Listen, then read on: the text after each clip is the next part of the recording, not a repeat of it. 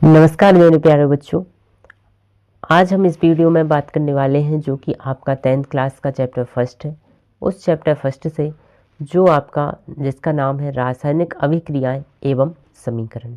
तो रासायनिक अभिक्रिया एवं समीकरण आपका चैप्टर है और इस चैप्टर से जितने भी इम्पोर्टेंट आपके प्रश्न बन सकते हैं जो कि एक एक नंबर में ऑब्जेक्टिव हैं, जो कि वन लाइनर यहाँ पे हम सॉल्व करने वाले हैं कि एक एक नंबर के कितने क्वेश्चंस आपके एक चैप्टर से बन सकते हैं, जो कि आपको बहुत सारे ऑब्जेक्टिव क्वेश्चंस देखने को मिलते हैं। तो जितने भी चैप्टर हैं सभी चैप्टर्स के हमारे पास क्या है, वन लाइनर है।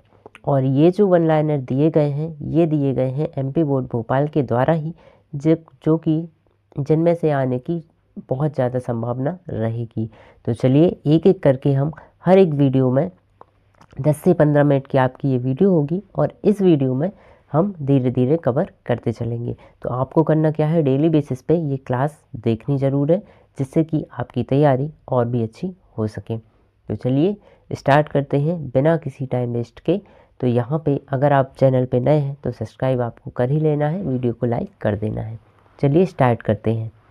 फर्स्ट आपका दिया गया है कि रासायनिक अभिक्रिया संपन्न होने की क्या पहचान है।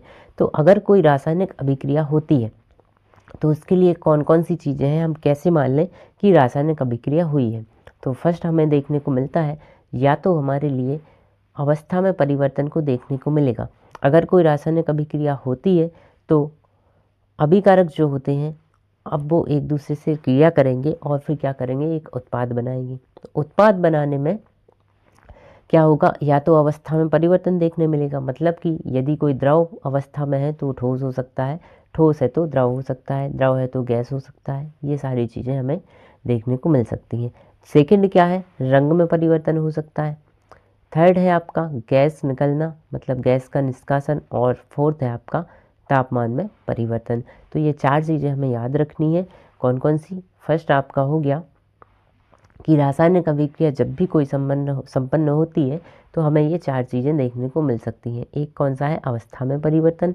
दूसरा आपका हो गया रंग में परिवर्तन। फिर है गैस का निष्कासन, या फिर तापमान में परिवर्तन देखने को मिलता है। अगले हम बात करते हैं। अगला है आपका मैग्नीशियम रिबन का दहन करने पर किस प्रकार का प्रकाश उत्सर्जित होता है। तो मैग्नीशियम रिबन का अगर हम दहन करते हैं, मतलब उसको जलाते हैं, तो हमारे लिए श्वेत चमकदार लौ दिखाई देती है। अगला आपका क्वेश्चन है, रासायनिक अभिक्रिया में भाग लेने वाले पदार्थ कहलाते हैं। तो जब भी कोई रासायनिक अभिक्रिया होती है और रासायनिक अभिक्रिया में जो पार्टिसिपेट कर रहे हैं उनको हम कहते हैं क्या, अभिकारक। फिर इसके बाद अगला है कि रासायनिक अभिक्रिया में बनने वाले पदार्थ को क्या कहते हैं। तो अभिकारकों के मिलने के बाद जब रासायनिक अभिक्रिया हो जाती है तब क्या बनता है, तब हमें उत्पाद देखने को मिलता है। रासायनिक अभिक्रिया में भाग लेने व बनने वाले पदार्थ के संकेतों के रूप में लिखने को क्या कहते हैं। तो जब भी कोई रासायनिक अभिक्रिया हो रही है उस अभिक्रिया को हम संकेतों के रूप में व्यक्त करते हैं। तो ये जो संकेतों में लिखते हैं उसको क्या कहा जाता है, तो उसको कहा जाता है रासायनिक समीकरण। आगे देखते हैं, मैग्नीशियम के दहन का रासायनिक समीकरण लिखिए। तो मैग्नीशियम जो रिबन है उसको हम जलाते हैं, उसके दहन का रासायनिक समीकरण क्या हो सकता है।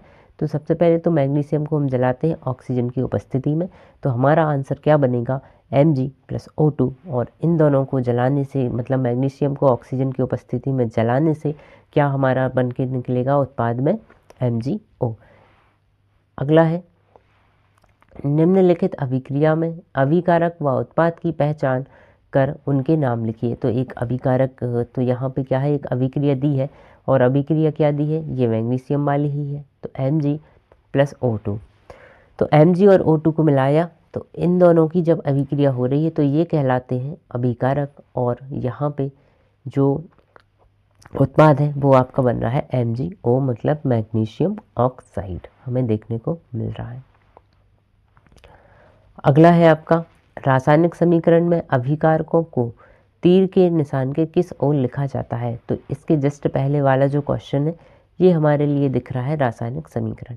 यहाँ पे हम देख रहे हैं कि जो अभिकारक हैं वो लिखे हैं कहाँ पे, तीर के निशान के बाईं ओर, और जो उत्पाद है वो लिखा है तीर के निशान के दाईं ओर। तो यहाँ से भी क्वेश्चंस देखने को मिल सकता है, काफ़ी आसान क्वेश्चंस हैं ये। इसमें क्या है कि रासायनिक समीकरण में अभिकारकों को तीर के निशान के किस ओर लिखते हैं, तो इसका आंसर हो जाएगा आपका बाईं ओर लिखते हैं। और अगला जो क्वेश्चन है वो है आपका रासायनिक समीकरण में उत्पाद को तीर के निशान के किस ओर लिखते हैं, तो इसके लिए आपका जो राइट आंसर होगा वो होगा आपका दाईं तरफ या राइट हैंड साइड। रासायनिक अभिक्रिया के पहले एवं उसके पश्चात प्रत्येक तत्व के परमाणुओं की संख्या समान होती है। तो यहाँ पे एक और हमें फैक्ट देखने को मिला, वो क्या है कि जब भी कोई रासायनिक अभिक्रिया होती है तो रासायनिक अभिक्रियाओं को संकेतों के रूप में जब हम लिखते हैं तो क्या होता है, उत्पाद की संख्या और अभिकारकों की संख्या एकदम बराबर होती है, और इसी को हम बोलते हैं संतुलित रासायनिक समीकरण कहते हैं। फिर इसके बाद अगला है निम्नलिखित शब्द समीकरण के लिए संतुलित रासायनिक समीकरण लिखिए। तो एक समीकरण दिया गया है जो कि एक प्रकार का शब्द समीकरण है, और इसके लिए हमें एक रासायनिक अभिक्रिया लिख के देनी है, संकेत के रूप में रासायनिक समीकरण देना है। तो पहला आपका लिखा है zinc plus sulphuric acid, zinc plus sulphuric अम्ल, और इससे आपने मिला के बना है इनसे जिंक सल्फेट और हाइड्रोजन बना। तो जिंक का जो साइन होता है, जिंक का साइन होता है आपका Zn, तो यहाँ पे Zn लिख दिया, और जो कि होगा सॉलिड के फॉर्म में, तो यहाँ पे ब्रैकेट में हम लोगों ने क्या लिखा है, S लिखा है। फिर इसके बाद आपका अगला क्या है, सल्फ्यूरिक अम्ल जो कि H2SO4 होता है, जो एक्वस के रूप में हमें देखने को मिलता है। और इन दोनों ने मिलके क्या बनाया, ZnSO4 मतलब जिंक सल्फेट बनाया। तो ZnSO4 साथ में क्या बना, हाइड्रोजन बना, तो उसके लिए हम लिखते हैं H2। नेक्स्ट क्वेश्चन है निम्नलिखित रासायनिक समीकरण को संतुलित कर लिखिए और भौतिक अवस्था और संकेतों के साथ हमें लिखना है।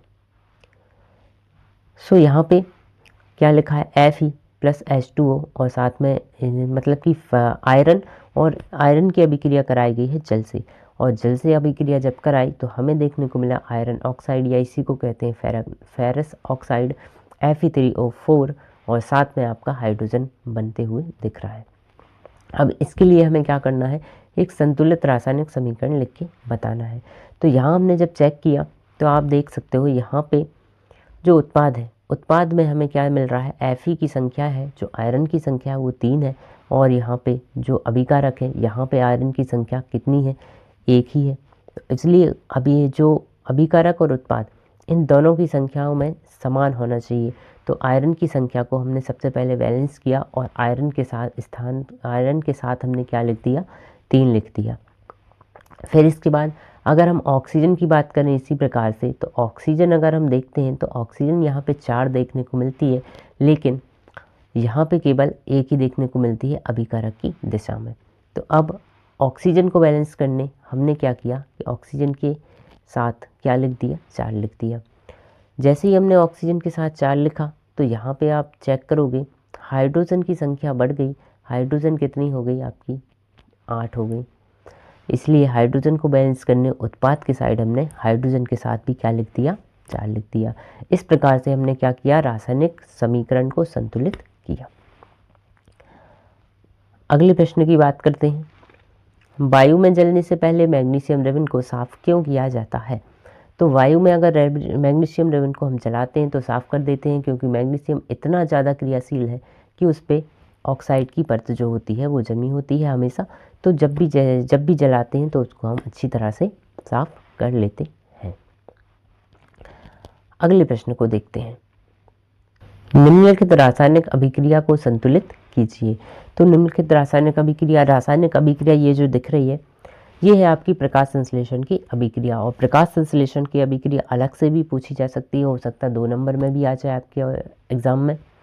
तो यहाँ पे इसको हमको क्या करना है, बैलेंस समीकरण देना है। तो सबसे पहले ये जो बैलेंस वाली है इसी को हम चेक करते हैं कि कैसे इसको लिखना है।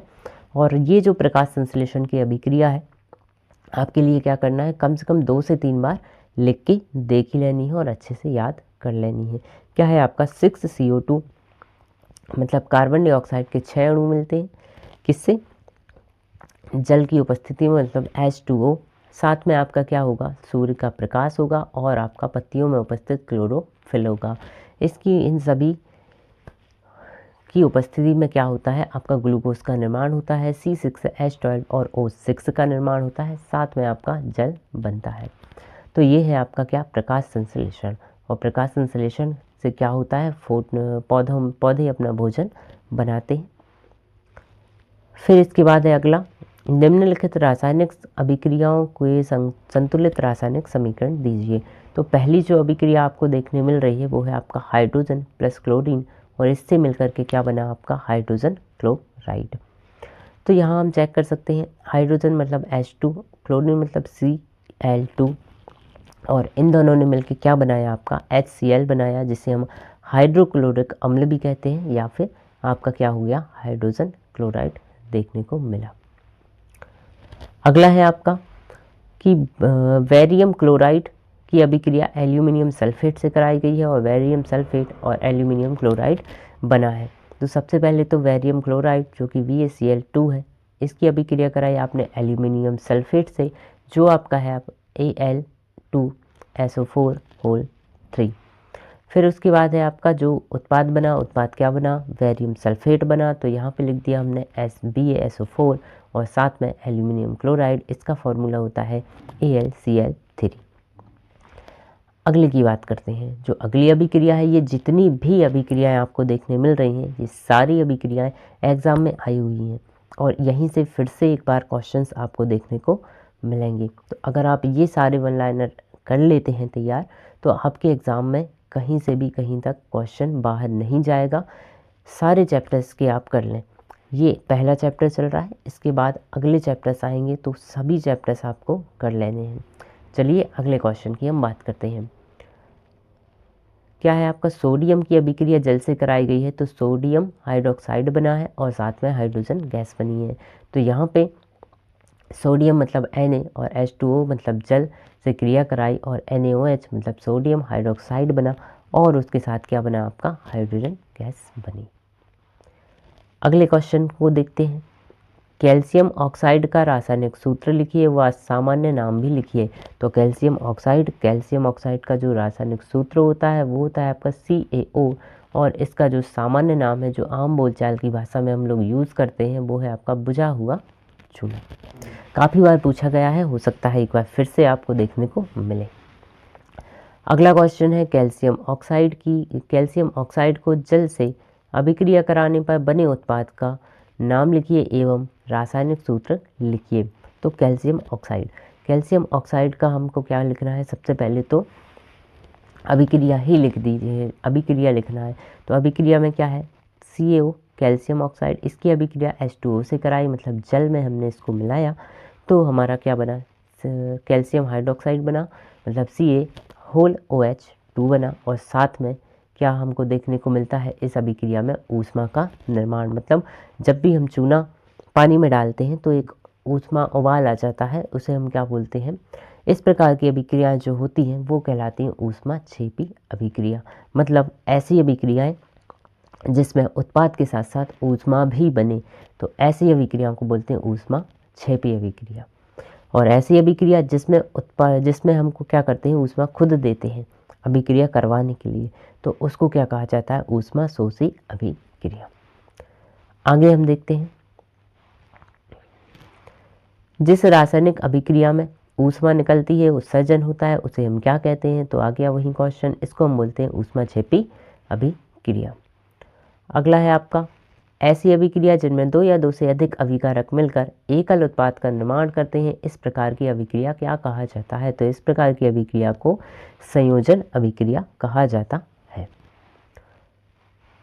संयोजन अभिक्रिया की परिभाषा दीजिए। तो संयोजन अभिक्रिया की क्या होगी परिभाषा, जब दो या दो से अधिक अभिकारक मिलते हैं और एकल उत्पाद का निर्माण करते हैं, ऐसी अभिक्रियाओं को संयोजन अभिक्रिया कहते हैं।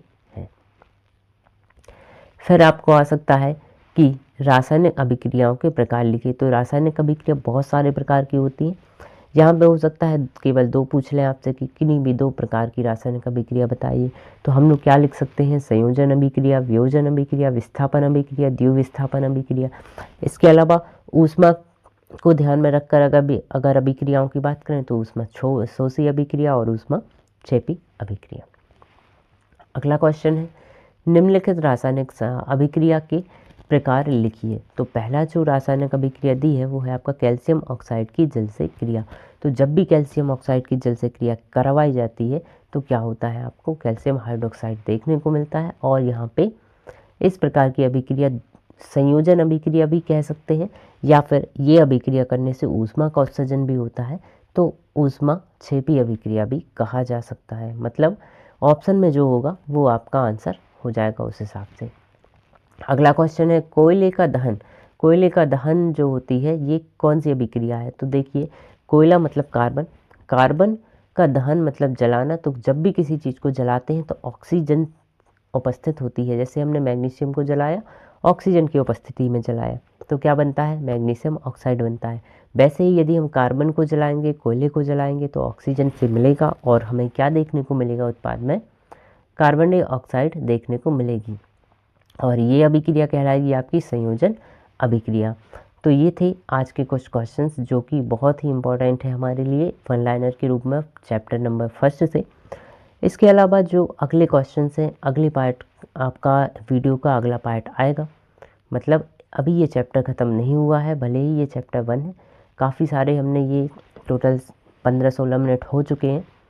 इतने आप क्वेश्चंस तैयार करें। इन क्वेश्चंस को तैयार करने का सबसे अच्छा तरीका ये है कि वीडियो को एक नहीं आप 2-2 3-3 बार देखें, जिससे कि आपको याद ही हो जाए।